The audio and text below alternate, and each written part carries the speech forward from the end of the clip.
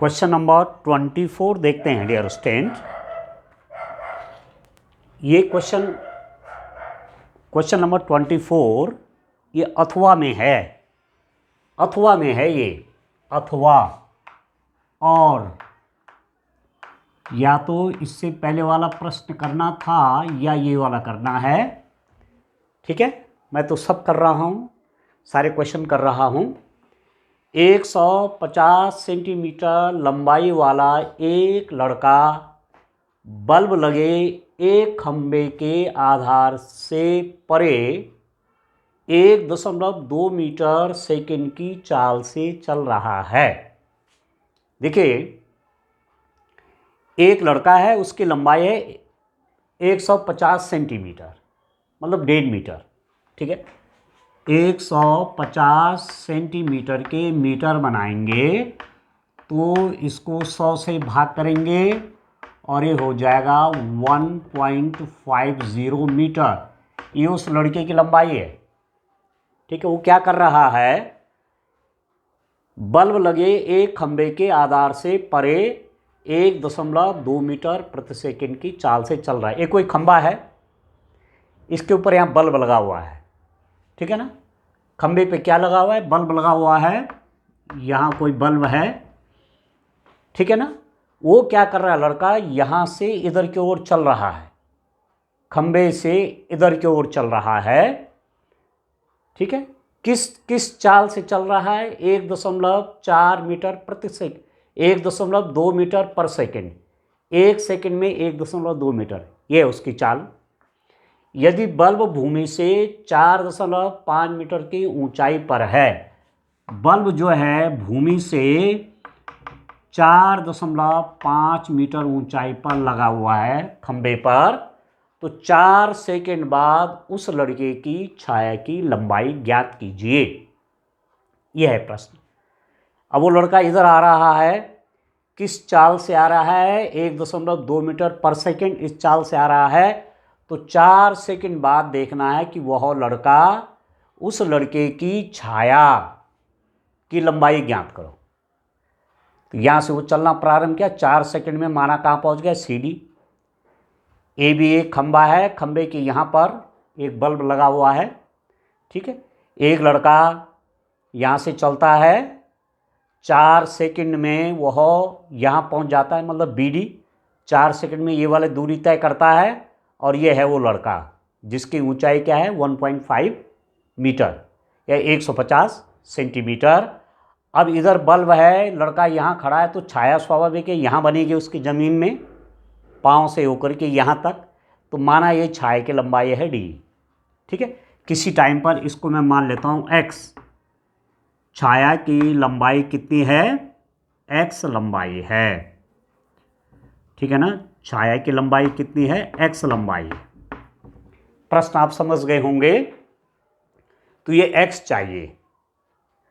जब वो यहाँ पर है, यहाँ से चल करके 4 सेकंड बाद यहाँ पहुँचा है, ये लड़का है, अब उसकी छाया की लंबाई ये है, तो ये छाया की लंबाई चाहिए। ठीक हो गया। A boy of height 150 centimetre is walking away from the base of the lamp post at the speed of 1.2 metre per second. If the lamp is 4 metre above the ground, 4.5 metre above the ground, find the length of a shadow after 4 second. 4 second के बाद उसकी shadow की लंबाई। यहाँ से चला हुआ और 4 सेकेंड बाद यहाँ पहुँच गया लड़का, ये है उसके हाइट। तो यहाँ बल्ब है तो स्वाभाविक है उसकी छाया की लंबाई इधर आएगी और छाया पाँव से शुरू होकर के आगे तक, तो ये है। ठीक है, तो चलो मैं मान लेता हूँ, माना ए बी एक खंबा है, ए बी एक खंबा है जिस पर, जिसके बिंदु ए पर बल्ब लगा हुआ है, बल्ब लगा हुआ है।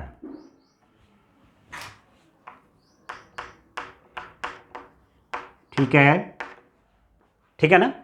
ए भी कोई खंबा है, यहाँ ऊपर ए पॉइंट पर बल्ब लगा हुआ है। एक लड़का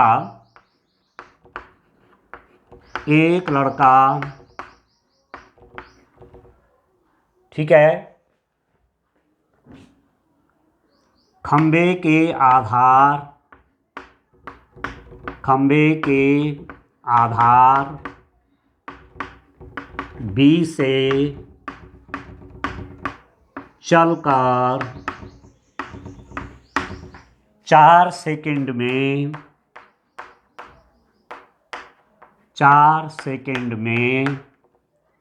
डी बिंदु पर पहुंच जाता है। डी बिंदु पर पहुंच जाता है तथा माना कि उसकी छाया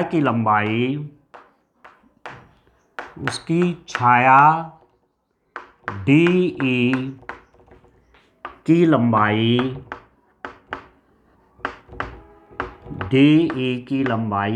x मीटर है। ये खंबा है, यहाँ वो लड़का है, यहाँ से चलना, आधार से चलना प्रारंभ करता है, 4 सेकंड तक चलता है, ठीक है।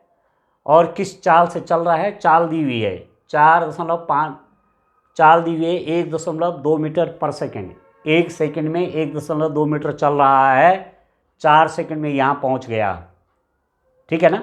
और लड़के की ऊंचाई कितने, 1.5 सेंटीमीटर। उस लड़के की लंबाई CD बराबर 1.5 मीटर, ठीक है। ये है उसकी नई स्थिति, नई पोजीशन, ये है 1.5 मीटर, ठीक है। बी से डी तक की दूरी, अब मैं निकालता हूं दूरी कि बी बिंदु से वो लड़का चल रहा है, डी तक पहुंचा 4 सेकंड में, चाल है 1.2 मीटर पर सेकंड। 1 सेकंड में 1.2 मीटर, तो 4 सेकंड में कितना दूरी पहुंच रहा है, BD बराबर 1.2 गुणा 4 तो हो जाएगा 4.8 मीटर, ठीक है ना।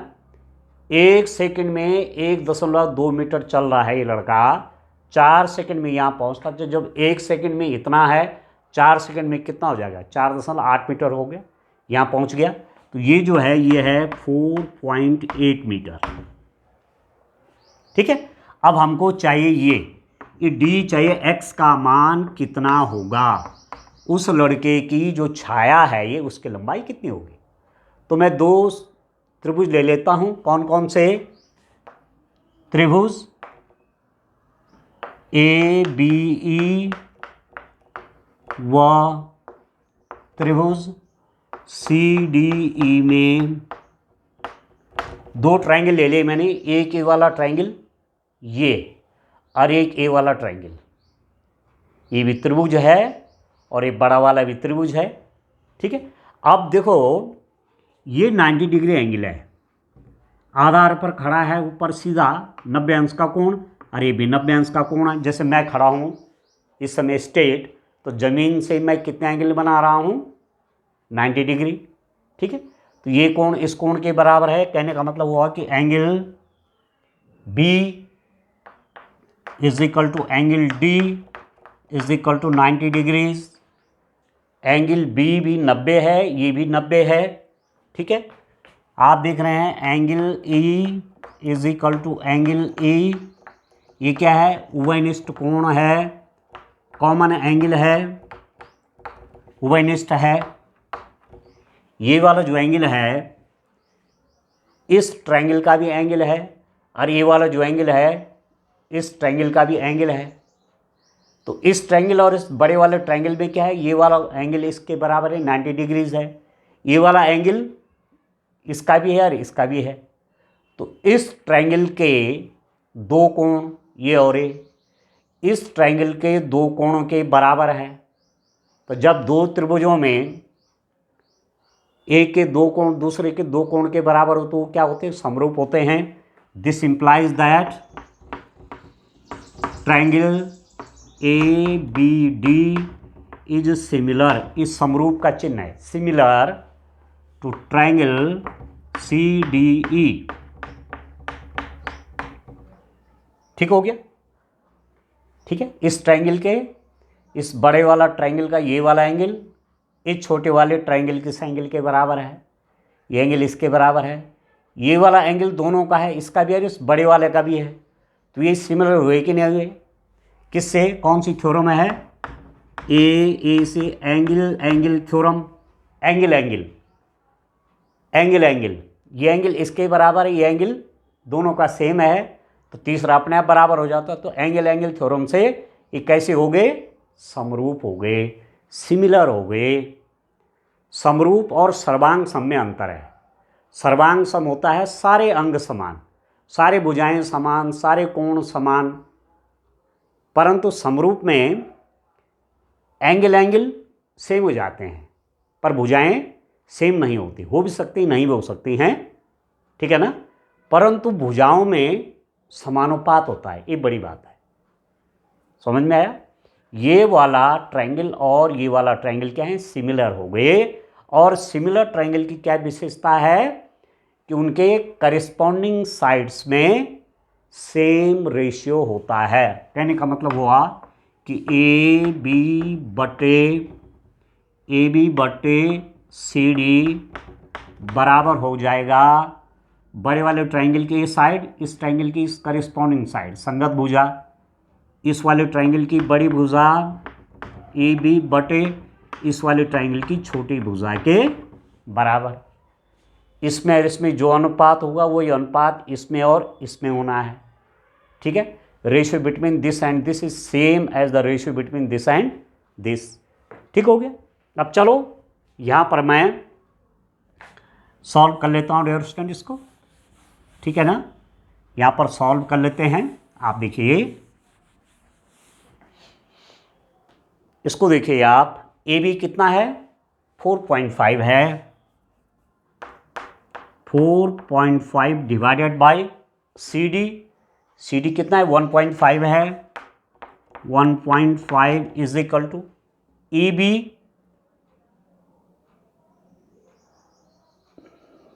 EB कितना हो जाएगा, आप देखो EB यहाँ से यहाँ तक ये x है और यहाँ से यहाँ तक 4.8 है, EB मतलब ये पूरा, तो x प्लस 4.8, ठीक हो गया। तो EB आपका हो गया x प्लस 4.8 डिवाइडेड बाई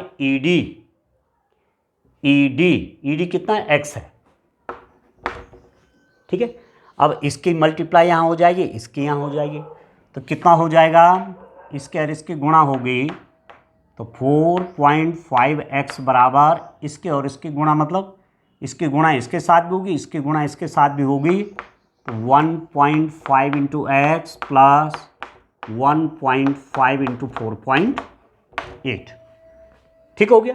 अब ये 1.5x इसको लेफ्ट हैंड साइड में कर लेते हैं, 4.5x माइनस 1.5x, यहाँ प्लस का यहाँ माइनस हो जाएगा, इज इक्वल टू, अब इन दोनों की गुणा 15 × 120 12, तो ये हो जाएगा 72, तो डेसिमल के बाद 1 2 यहाँ पर लग जाएगा 10 नंबर, ठीक है, ठीक है ना डियर स्टूडेंट।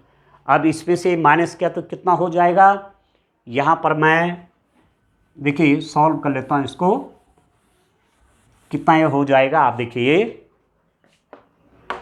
4.5 में 1.5 घटेगा तो 3 आएगा, 3x, 0.5 में 0.50 और 4 में से 1 माइनस गया 3 इज इक्वल टू 7.20, तो x is equal to 7.20 divided by 3, तो x बराबर 3 से भाग करेंगे, 3 कम 3, ठीक है, 4 और नहीं, 3 दूनी 6, 7 है ना, 3 दूनी 6, 1 बचा, 12, 3 चौके 12, तो 2.40 मीटर, x का मान आ गया 2.40 मीटर, 2.4 मीटर उस लड़के की छाया की लंबाई होगी। तो चलो मैं आंसर लिख लेता हूं जो हमको पूछा गया है, क्योंकि x का मान पूछा गया है ना, छाया की लंबाई x, ये है छाया की लंबाई इस लड़के की x का मान निकल गया। तो यहां पर मैं आंसर लिख लेता हूं लास्ट में। क्वेश्चन का आंसर अवश्य लिख देना चाहिए लास्ट में, कि जो आपसे पूछा गया था वो आपने निकाल दिया है। तो चलिए मैं लिख लेता हूं, क्या पूछ रहे थे, लड़के की छाया की लंबाई, लड़के की छाया की लंबाई, लड़के की छाया की लंबाई, length of the shadow of boy कितना है, that is equal to 2.4 metre. 2.40 बोलो चाहे 2.4 बोलो, 2.4 मीटर। ठीक है डियर्स, ऐसा करना क्वेश्चन। चलिए नेक्स्ट करते हैं आप क्वेश्चन नंबर 25। क्वेश्चन नंबर 25 देखते हैं डियर स्टूडेंट। त्रिभुज ABC की भुजा BC पर एक बिंदु D, त्रिभुज ABC की भुजा BC पर एक बिंदु D इस प्रकार स्थित है कि कोण ADC बराबर कोण BAC है, तो दर्शाए कि CA square is equal to CB into CD। D is the point on the side BC of a triangle ABC such that angle ADC is equal to angle BAC, so that CA square is equal to CB into CD। एक triangle है, आप देखिए एक triangle है, ये कोई त्रिभुज है,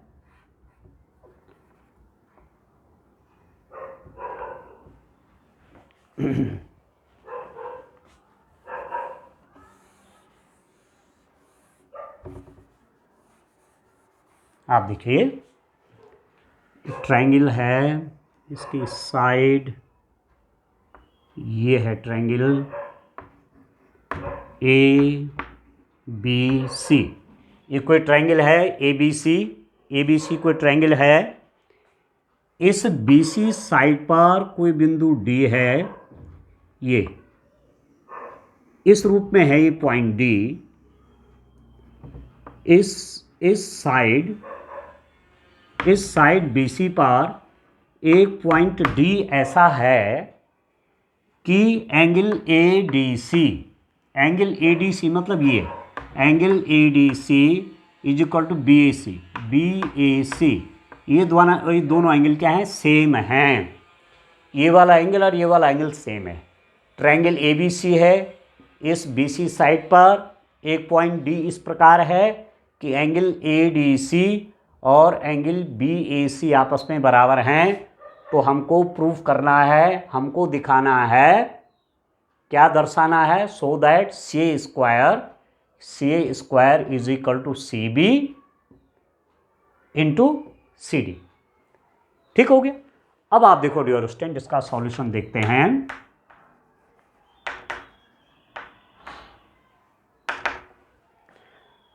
क्या दिया हुआ है, हमें दिया हुआ है त्रिभुज ABC की भुजा BC पर एक बिंदु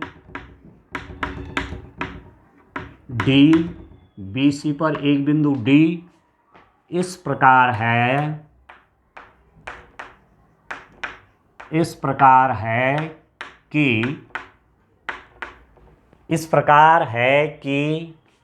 angle ADC is equal to angle BAC, angle ADC is equal to BAC। ठीक हो गया। अब हमें जो प्रूफ करना है वो तो मैं लिख देता हूं। अब मैं दो ट्रायंगल ले लेता हूं, सी डी ए ट्रायंगल और सी ए बी ट्रायंगल, त्रिभुज सी डी ए व त्रिभुज सी बी ए में, त्रिभुज सी डी ए और सी ए बी में, त्रिभुज सी ए बी में देखो क्या मिलता है मुझे। आप देखिए क्या क्या जानकारी है हमको। एंगल सी डी ए, ये वाला त्रिभुज है एक, ये वाला है सी डी ए और दूसरा है सी ए बी। इन दो त्रिभुजों में क्या क्या जानकारी है। Angle A D C, angle A D C is equal to angle B A C, ये दिया है, दिस इज गिवन, दिया है। ये वाला एंगल और ये वाला एंगल आपस में बराबर हैं, ये दिया हुआ है। हम किस किस ट्रायंगल में देख रहे हैं, इसमें और इस वाले में। ये एंगल इसके बराबर है तथा आप देखिए एंगल जो सी वाला एंगल है वो दोनों में कॉमन है, उभयनिष्ठ कोण है ए सी डी और A C B. Angle A C D ये वाला angle A C D is equal to angle A C B. ये कैसा है, उभयनिष्ठ है, कॉमन एंगल है, उभयनिष्ठ है, ठीक है। ये वाला एंगल इस वाले ट्रायंगल का भी है और ये वाला एंगल इस वाले ट्रायंगल का भी है। ये वाला कोण इस वाले त्रिभुज का भी है और ये वाला कोण इस वाले त्रिभुज का भी है, ठीक है। तो दो कोण बराबर हो गए। कौन कौन बराबर हो गए, ये वाला और ये वाला इक्वल है, ये कॉमन है, तो इसका तीसरा वाला एंगल ये और ये भी आपस में क्या हो जाएंगे, बराबर हो जाएंगे। जब एक त्रिभुज के दो कोण दूसरे त्रिभुज के दो कोणों के बराबर हो गया तो तीसरा कोण अपने आप बराबर हो जाता है। ये वाला कोण इस कोण के बराबर है, ये वाला कोण इस ट्रायंगल का भी है और इस वाले का भी है, तो इसका तीसरा एंगल इसके तीसरे एंगल के बराबर हो जाएगा। Dear student, angle C A D is equal to angle A B C. Angle इसका नाम क्या है, C A D, C A D is equal to C A D is equal to ये वाला एंगल सी बी ए या ए B सी, जो चाहो लिखो। ए बी सी भी लिख सकते हैं इस एंगल का नाम, या तो ए बी सी बोलेंगे या सी बी ए बोलेंगे। तो एंगल ए बी सी, तो इसका मतलब क्या हुआ कि triangle C D A similar है, समरूप है ट्रायंगल सी ए बी के। ये वाला ट्रायंगल और ये वाला ट्रायंगल क्या है, समरूप हो गए। सी डी ए और सी ए बी कैसे ट्रायंगल हो गए, समरूप हो गए, सिमिलर हो गए, क्योंकि एक त्रिभुज के तीन कोण दूसरे त्रिभुज के तीन संगत कोणों के बराबर हैं। एक त्रिभुज के तीन कोण दूसरे त्रिभुज के तीनों कोणों के बराबर हैं, तो इसका मतलब क्या हो गया, त्रिभुज क्या हो गया, समरूप हो जाएगा। अब आप देखो एंगल सी और एंगल सी ये तो बराबर हैं, ठीक हो गया। एंगल डी और एंगल ए, एंगल डी और एंगल ए ये भी बराबर हैं, ठीक है। एंगल डी और angle B, sorry angle A और एंगल बी और एंगल ये वाला ये आपस में बराबर है, ठीक हो गया। अब मैं क्या करता हूँ, जब ये सिमिलर हैं तो C A by C D मैं लिखता हूँ सी ए। देखो जब त्रिभुज समरूप होते हैं तो संगत भुजाएं समानुपात में होती हैं। सी ए पहला और लास्ट ले रहा हूँ साइड, डिवाइडेड बाय इसका भी पहला और लास्ट वाला लीजिए, C B is equal to C D A is equal to C A B है ना, C A by C B is equal to, अब मैं क्या ले रहा हूँ, दूसरे ट्रायंगल का मैं ले लेता हूँ कौन सी भुजा, सी डी ये वाली, पहले और दूसरा मतलब ये पॉइंट और ये point, divided by C A, ऐसा होगा, ठीक है ना। मतलब C D by C A, similarity है, C D by C A is equal to D A by A B is equal to C A by C B. संगत भुजाएं C D by C A बराबर D A by A B बराबर C A by C B. तो C A by C B, C A by C B, पहला और last लिया, पहला और लास्ट लिया, is equal to C D पहला और दूसरा, सी डी बाई सी ए। ठीक, अब इसका गुणा कर लीजिए, सी ए और सी ए का गुणा कितना हो जाएगा, दिस इंप्लाइज दैट सी ए और सी ए का गुणा करूंगा तो सी ए स्क्वायर। ठीक है, सी ए और सी ए का गुणा करूंगा सी ए स्क्वायर, और इससे गुणा होगी तो बराबर सी बी, इसके और इससे गुणा C B into C D, C B into C D. ठीक है ना, C B into C D. तो ये तो हमें चाहिए था, C square is equal to C B into C D. तो ये हो गया प्रूव्ड, हैंस प्रूव्ड। इस रूप में ये क्या करना था, सत्यापित करना था। 5 मार्क्स का क्वेश्चन है। ठीक है ना, थोड़ा सा एक property of similarity of angles, त्रिभुजों के समरूप की एक प्रॉपर्टी लगानी थी और उससे ये आसानी से प्रूफ हो गया। ठीक है, चलिए नेक्स्ट क्वेश्चन देखते हैं आप। चलिए question number 26।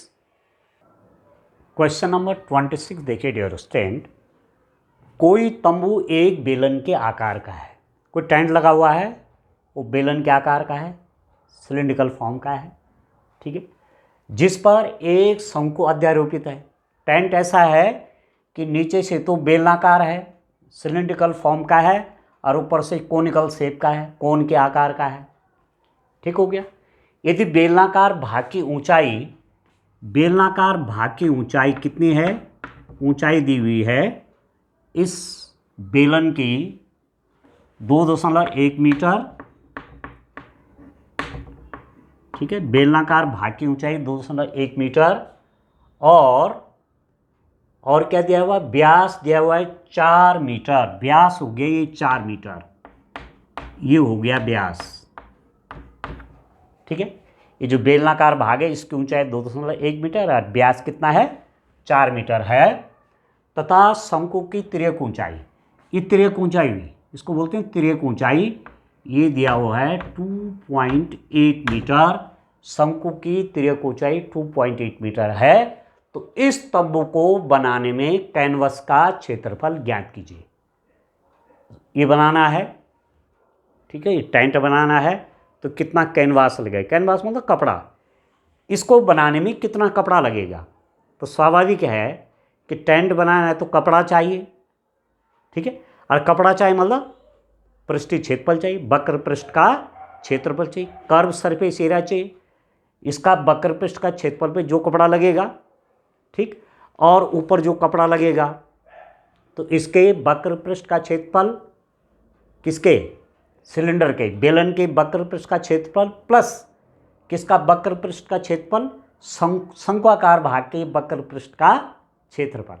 Curve surface area of cylinder plus curve surface area of cone, तो इन दोनों को प्लस कर देंगे तो उतना कपड़ा लगेगा, उतना कैनवास लगेगा। ठीक हो गया। A tent is in the shape of a cylinder mounted by a conical top. Lower portion is a cylinder and upper portion is a cone, conical shape, a type of cone. If the height and the diameter of the cylindrical part are, height is 2.1 meter and diameter is 4 meter of this cylindrical shape, and the slant height of the conical top, slant height, इस slant height बोलते हैं इसको, तिरछी ऊंचाई, ये तो ऊंचाई हुई, this is called height, but this is slant height, यह है तिरछी ऊंचाई, ये दिया हुआ है 2.8 metre. Determine the area of the canvas used by making tent. Tent बनाना है तो कैनवास चाहिए, कपड़ा चाहिए, और कपड़ा कितना लगेगा, इसका कर्व सरफेस का एरिया प्लस इसका कर्व सरफेस का एरिया। ठीक है डियर स्टूडेंट, तो चलिए अब मैं निकाल लेता हूँ बेलन की ऊंचाई, हाइट ऑफ द सिलेंडर, बेलन की ऊंचाई बेलन की ऊंचाई, height of the cylinder h दिया हुआ है 2.1 मीटर। ठीक है। आधार का व्यास जो बेलनाकार भाग है उसके आधार का व्यास डायमीटर वो कितना है 4 मीटर है। तो त्रिज्या कितनी हो जाएगी, आधार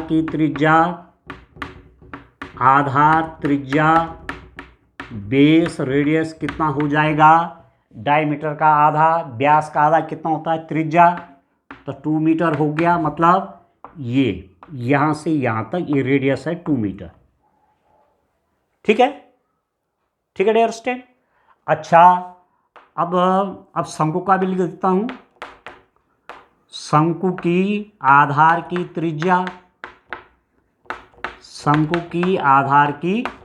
त्रिज्या बराबर बेलन के आधार की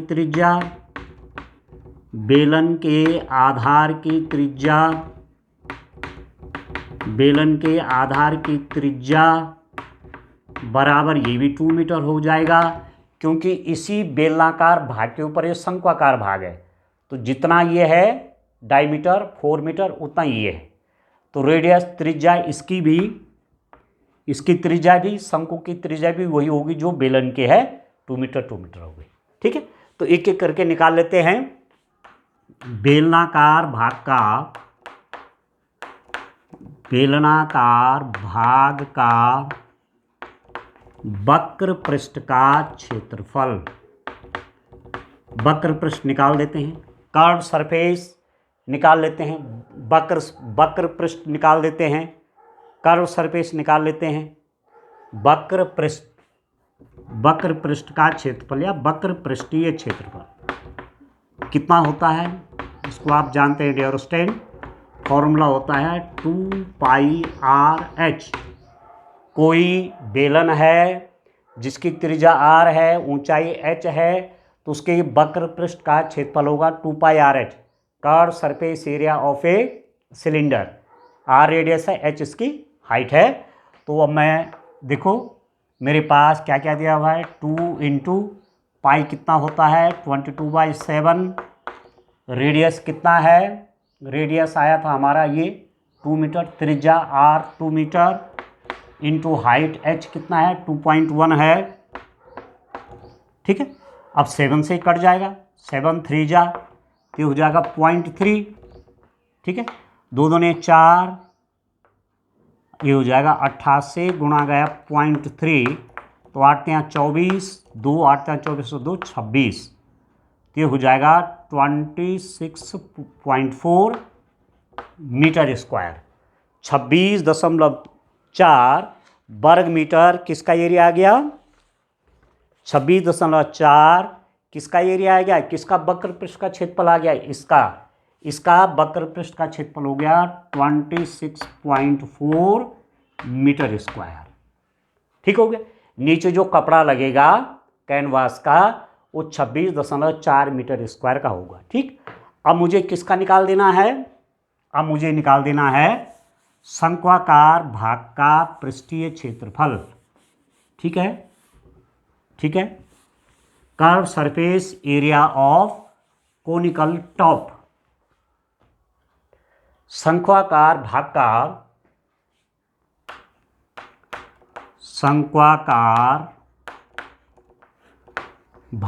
का वक्र पृष्ठीय क्षेत्रफल,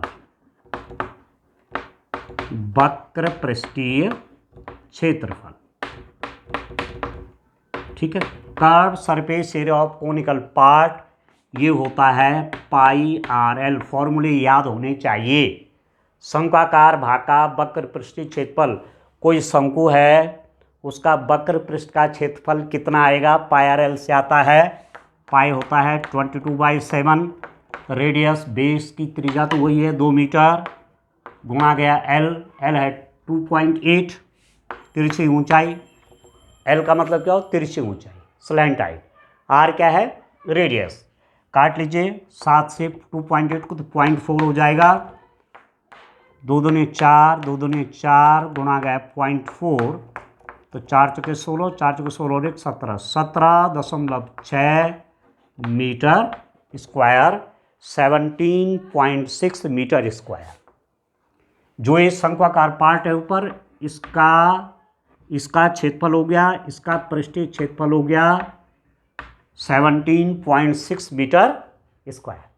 ठीक है, तो इस पर कितना कपड़ा लगेगा 26.4 मीटर स्क्वायर, इस पर कितना कपड़ा लगेगा 17.6 मीटर स्क्वायर, पूरा कितना कपड़ा लगेगा कैनवास का एरिया, ये दोनों क्या हो जाएंगे प्लस हो जाएंगे। ठीक है ना, तो सिंपल सा हो गया। अब चलिए, अब मुझे इन सब की आवश्यकता नहीं है, अब मैं क्वेश्चन के आंसर वाले पार्ट की ओर बढ़ रहा हूं। जो मुझे चाहिए वो मैं निकाल लेता हूं। ठीक है, क्या है मुझे दिया हुआ, क्या मुझे निकालना है, प्रयुक्त कैनवास का क्षेत्रफल। तंबू बनाने में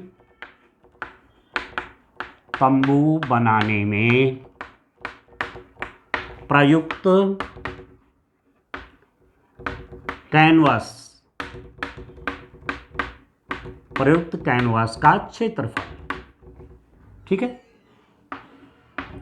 area of the canvas of tent. अब ये दो भागों में बटा हुआ है। पूरा कपड़ा का क्षेत्रफल कितना हो जाएगा, आप लिख देंगे बेलनाकार भाग का पृष्ठीय क्षेत्रफल, बेलनाकार भाग का पृष्ठीय क्षेत्रफल प्लस शंक्वाकार भाग का इसको वक्र पृष्ठ लिख दीजिए, वक्र पृष्ठीय क्षेत्रफल।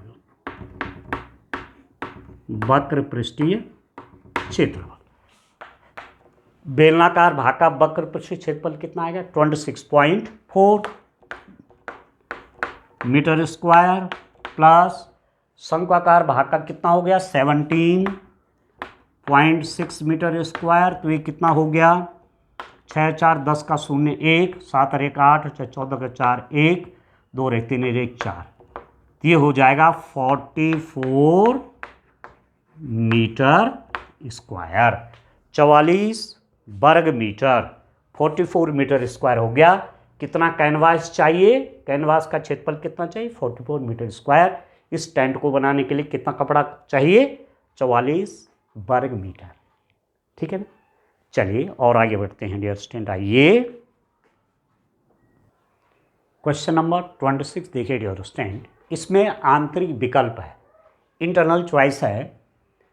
12 सेंटीमीटर त्रिज्या वाले एक वृत्त की कोई जीवा, त्रिज्या है 12 सेंटीमीटर, 12 सेंटीमीटर त्रिज्या वाले वृत्त की कोई जीवा, माना जीवा ये है, ये ऐसी जीवा है कॉर्ड, केंद्र पर 120 अंश का कोण अंतरित करती है। संगत वृत्तखंड का क्षेत्रफल ज्ञात कीजिए। A chord of a circle of radius 12 centimetre subtends an angle of 120 degrees at the center. Find the area of corresponding segment of the circle. देखो इसको बोलते हैं सेक्टर। जब ये वाला एरिया निकलता है तो इसका नाम है सेक्टर, और जब इसका एरिया की बात पूछता है तो इसको बोलते हैं सेगमेंट। यह है वृत्तखंड, ठीक है ना, सेगमेंट, ये सेगमेंट है, इसका एरिया चाहिए। यह है वृत्तखंड, ये जो मैंने कर्व कर दिया ना, इसका एरिया चाहिए। समझ में आ रहा है, ये वाला एरिया हमको चाहिए, इस वाला ये वाला एरिया चाहिए, ये ठीक है ना, ये ठीक है डियर स्टूडेंट। जब ये पूरा निकालते हैं तो इसको बोलते हैं त्रिज्यखंड, ये सेक्टर हुआ। और जब ये इसका निकालना है इतने का तो इसको बोलते हैं सेगमेंट, वृत्तखंड। ठीक है, तो वृत्तखंड का एरिया निकालने के लिए एक तरीका तो है कि पूरा निकाल लीजिए, इसका उसमें से इस ट्रायंगल के एरिया को माइनस कर लीजिए तो ये वाला निकल जाएगा, या सीधा आप सूत्र लगाइए। ठीक है, तो चलो मैं लिख लेता हूँ वृत्त की त्रिज्या, रेडियस ऑफ सर्किल, वृत्त की त्रिज्या ये दिया हुआ है r इज इक्वल टू हमें दिया हुआ है 12 सेंटीमीटर। ठीक है, केंद्र पर जीवा AB द्वारा अंतरित कोण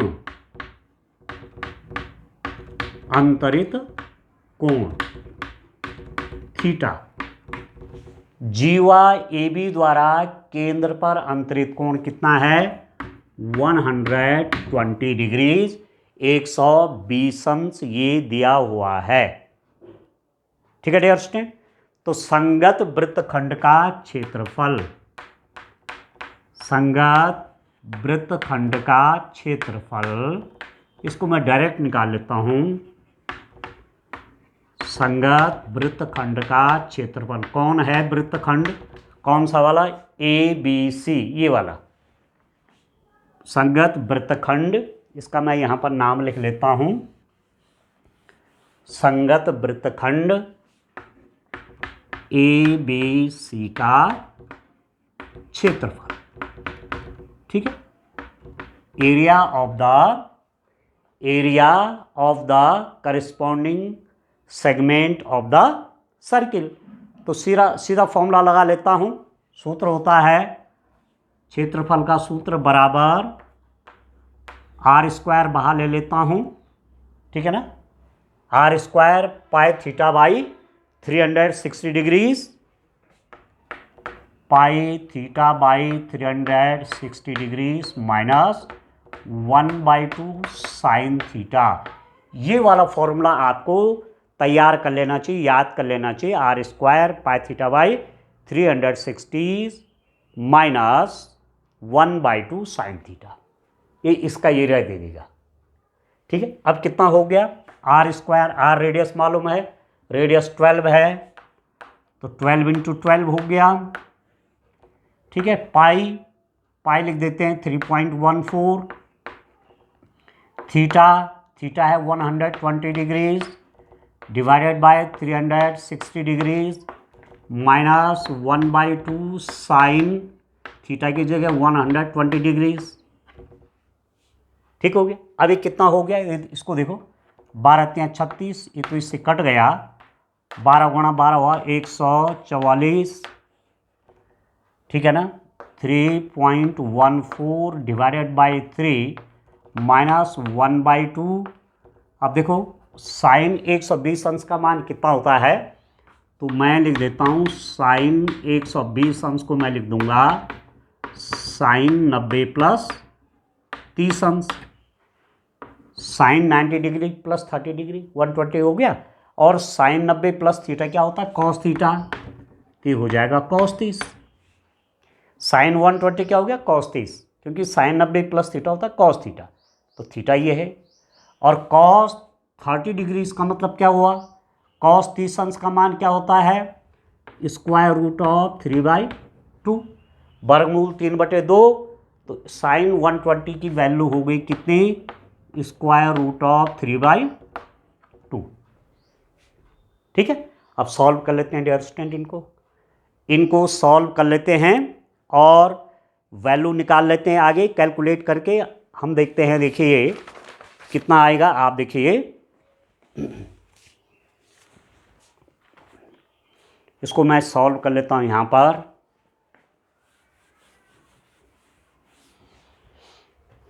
मेरे पास देखिए, इसको मैं एक बार यहां लिख लेता हूं 144, इसको देखिए आप 314/3 माइनस √3 है, √3/2 2 जा 4। ठीक है, 3 और 4 का एलसीएम ले लेते हैं, 144, 3 और 4 का लॉगरिथम हुआ 12, 3 चौके 12, 4 के गुणा इसके साथ 3.14 × 4 माइनस 4 3 12, 3 गुणा इसके साथ, वर्गमूल 3 गुणा 3, तो कितना हो जाएगा ये 144, 3.14 इंटू 4 माइनस वर्गमूल 3 का लगभग मान होता है 1.73, तो ये रख लेते हैं 1.73 इंटू 3 डिवाइडेड बाई 12, और इससे कट जाएगा एक बार 12, ठीक है ना, इससे कट जाएगा एक बार। तो चलिए अब मैं इस सब को लिख लेता हूँ, यहाँ कैलकुलेशन कर रहे हैं तो यहाँ पर मैं कैलकुलेट कर लेता हूँ। चलिए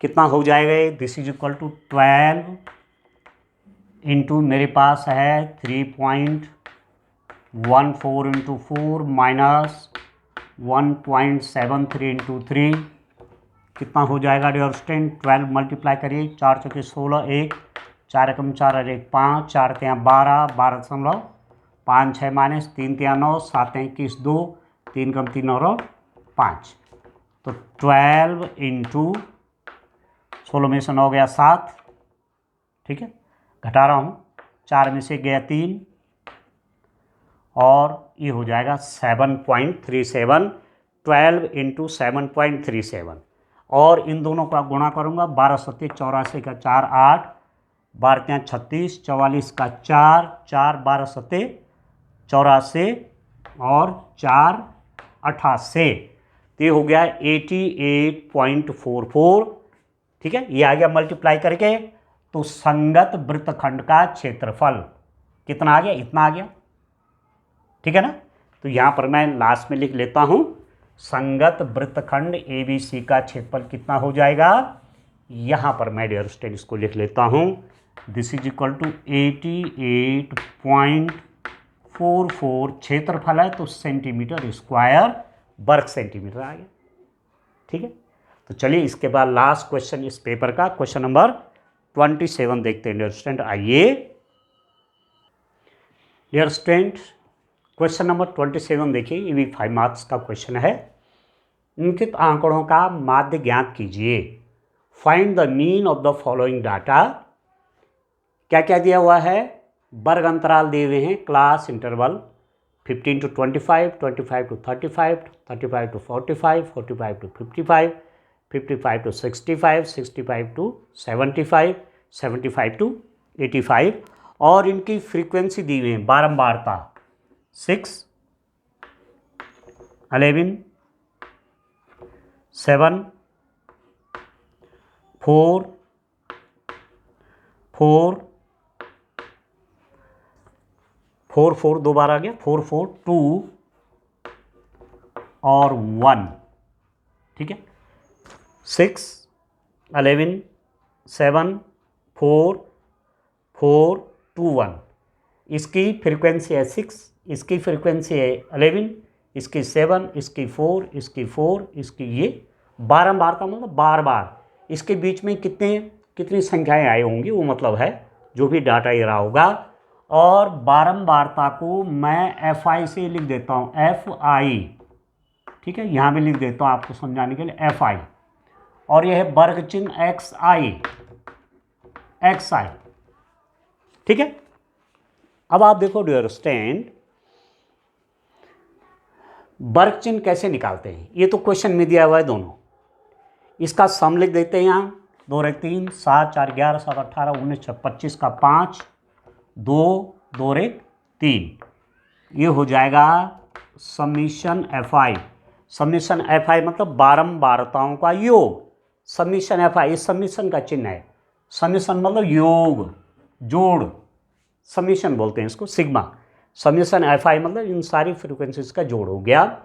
वर्ग चिन्ह कैसे निकालते हैं, क्लास मार्क जिसको XI से दिखाया गया है, फ्रीक्वेंसी को FI से दिखाया गया है, XI कैसे निकालते हैं, वर्ग चिन्ह कैसे निकालते हैं, इन दोनों को जोड़ते हैं और 2 से भाग करते हैं, तो 15 में 25 जोड़ा तो कितना हुआ 40, और 40 का आधा कितना हुआ 20, तो 20 हो गई, ठीक है।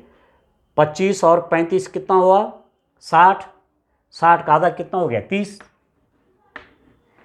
इन दोनों को प्लस करिए, 35 और 45, 35 प्लस 45 80, 80 का आधा 40। इन दोनों को प्लस करिए 100, 45 और 55 100, उसका आधा हो गया 50। इन दोनों को प्लस करिए 120, उसका आधा हो गया 60। इन दोनों को प्लस करिए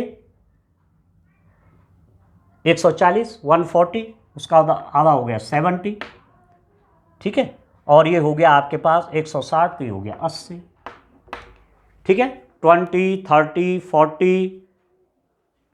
50, 60, 70, 80, इनका वर्ग अंतराल कितना है? 10 है, तो 10 10 का डिफरेंस है 20, 30, 40, 50, 60, 70, 80।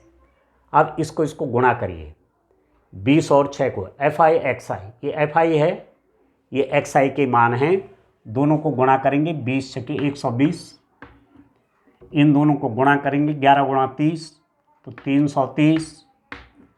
इन दोनों का गुणा करेंगे 7 इंटू 40, तो 280। इन दोनों का गुणा करेंगे तो ये हो गया 200। इन दोनों का गुणा करेंगे तो 240। इन दोनों का गुणा करेंगे तो 140। इन दोनों का गुणा करेंगे तो ये आ गया 80। ठीक है, प्लस कर लेते हैं, जोड़िए। तो पहले में तो 0 का 0 आ जाएगा, इधर लिख लेता हूँ 0, 8 4 12, 12 4 16, 16 8 24, 3 27, 2 29 का 9 2, 3 2 5 2 7 2 9, 3 12 रे 13, 1390। तो इसको बोलेंगे समीशन FI XI, मतलब इन सब का जोड़ आया ये, तो समीशन मतलब योग, समीशन FI XI आ गया। डियर स्टूडेंट, अब हमको चाहिए क्या? माध्य चाहिए। तो आंकड़ा आपका बहुत विस्तृत नहीं है, बहुत बड़ी बड़ी कैलकुलेशन नहीं है, तो प्रत्यक्ष विधि से माध्य निकाल देता हूँ। ठीक है, यहाँ पर मैं प्रत्यक्ष विधि लगा देता हूँ। माध्य, प्रत्यक्ष विधि से माध्य, डायरेक्ट मेथड है ना, प्रत्यक्ष विधि से माध्य, मीन बाय डायरेक्ट मेथड क्या है dear student? Formula summation FI XI divided by summation FI, ये होता है सूत्र माध्य निकालने का, summation FI XI divided by summation FI। Summation FI XI कितना है? 1390 डिवाइडेड बाय समीशन FI कितना है? 35 है, काट लेते हैं 5 से, 5 सत्ते 35, 5 दूने 10, 5 सत्ते 35, 5 अठे 40। ठीक है, और पूरा पूरा जाएगा, भाग के नहीं जाएगा, पूरा पूरा नहीं जाएगा, तो भाग देते हैं 278 में 7 से डिवाइड कर लेते हैं, 7 21, 6 68, 9 63, फिर ये हो जाएगा 5.0, 7 सत्ते 49, फिर 1 0, 7 एकम 7, 39.71 आ गया। तो डिवाइड करके ये आ गया 39.71, ये डिवाइड करके आ गया, भाग दे के आ गया। तो जो पूछा हुआ था हमको क्वेश्चन 5 मार्क्स का सरल सा प्रश्न था, तो माध्य मीन कितना निकल गया? मीन हो गया 39.71, मीन हो गया 39.71।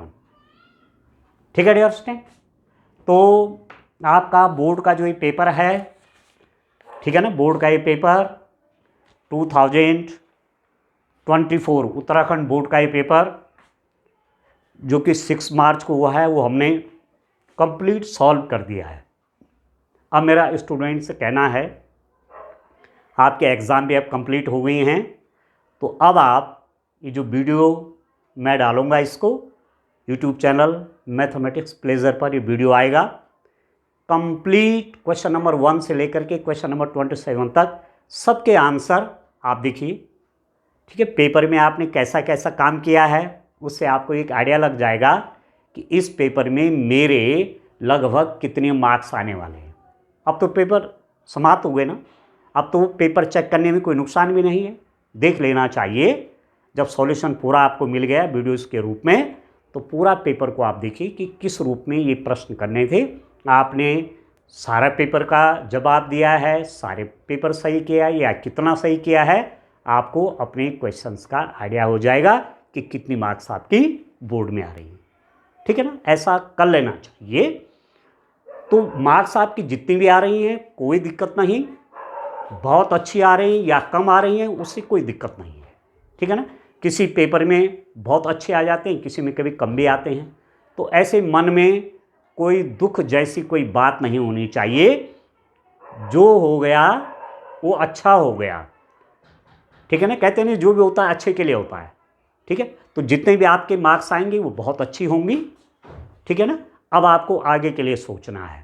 क्लास 11 में आप जाएंगे, ठीक है ना, आपका रिजल्ट भी मुझे लगता है अप्रैल लास्ट, है ना, अप्रैल लास्ट में रिजल्ट आपका आ जाएगा। फिर आप मई में आपके 11 में आपको एंट्री मिल जाएगी, आपके प्रवेश हो जाएगा।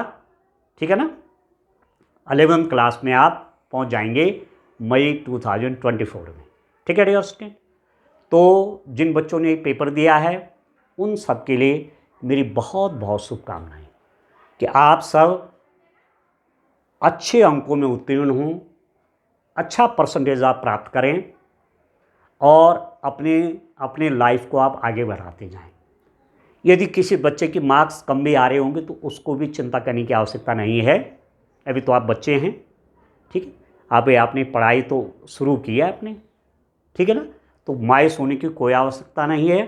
पूरे ध्यान से आप अब आगे के लिए चलने के लिए तैयारी कीजिए। क्लास 11 में किस रूप में पढ़ाई करनी है, ठीक है, उस चीज़ के लिए अभी से सोचिए क्लास 11 में आपने क्या क्या सब्जेक्ट लेने हैं। ठीक है, मार्क्स यदि कम भी आती तो उसके लिए चिंता करने की आवश्यकता नहीं है। बहुत लंबी लाइफ पड़ी हुई है आपके पास, परंतु उसका सदुपयोग होना चाहिए। आगे का जो समय है ना उसका सदुपयोग होना चाहिए। ठीक है, 2025 में जो स्टूडेंट बोर्ड का एग्ज़ाम देंगे उनके लिए भी ये पेपर बड़ा ही काम का होगा। किस रूप में बोर्ड का पेपर आता है, कैसा पैटर्न होता है, किस रूप में सॉल्यूशन किया जाता है, किस रूप में हल किया जाता है, आपको भी बहुत मदद इससे मिलेगी। ठीक है, तो मैं इन्हीं बातों के साथ अपने शब्दों को विराम देता हूँ और एक बार उन सभी बच्चों को जो कि जिन्होंने पेपर दिया है उनके लिए बहुत बहुत शुभकामनाएं कि ईश्वर आपके उन्नति के मार्ग पर आपको लगातार अग्रसर करते रहें और पग पग पर आपको अपना आशीष देते रहें। इन्हीं बातों के साथ बहुत बहुत धन्यवाद।